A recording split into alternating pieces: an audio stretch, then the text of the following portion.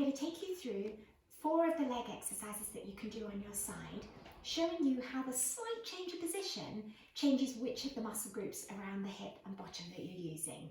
It makes a nice little sequence and means that you get an even workout around the hip. So the first one is the classic clam. Stretch yourself out on your side, knees bent, feet tucked back, and imagine that there's a line going from your arm down your back to your feet.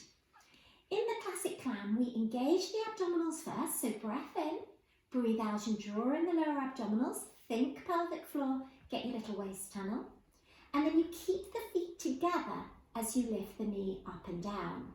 And a squeeze of the ankles helps to activate this back part of the bottom muscle. The feeling that it's just behind you that's lifting you up.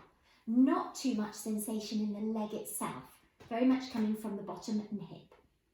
Keep the abdominals in, think bottom on the way up and abs on the way down. And the breathing is blow out to lift, and you'll always breathe in again. And this is called a clam, great for getting the back part of the glutes working. Now if we change it slightly and we bring the feet down, and then we slide the feet round in front of us, more of a lap position, as if we were sitting on a dining room chair.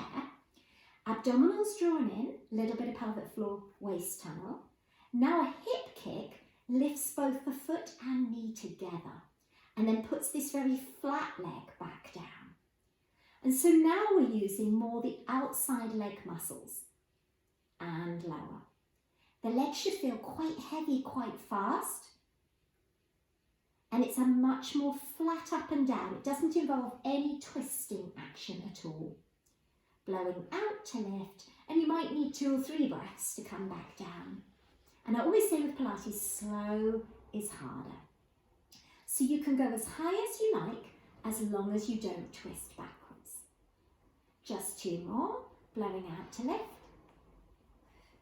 Keep an eye on the abs on the way down. And 1 more. Lovely. Then keep this top leg forward, straighten the one underneath, and now we can work the inner upper thigh of the bottom leg by lifting it up and down, blowing out to lift, into lower.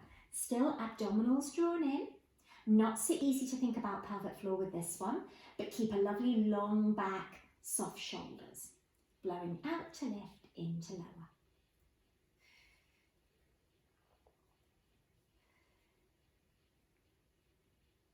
And then a lovely transition is to straighten both legs out long, what we call a knife edge position, so you might need some fingers to stop you wobbling. And now you work the whole outside leg with some straight leg lifts, blowing out to lift and into lower. And you want to feel that's working the leg, the thigh, the outer leg, even the calf and the foot, lifting and lowering. Doesn't have to go too high. If you go too high, you will lose your waist tunnel, and that's a cheat. So keep the tummy in, little bit of waist tunnel. Now, if you do 8 of each, you can make it a bit of a circuit. So 2 more of these. And then you can go back to your bent knees, feet tucked back, and start your clams again. And go round the circuit another time. Clams, hip kicks, adductors, those inner thigh muscles, and then straighten out for the leg kicks. You know I like smooth transitions, and I think those 4 go together really well. Hope that helps.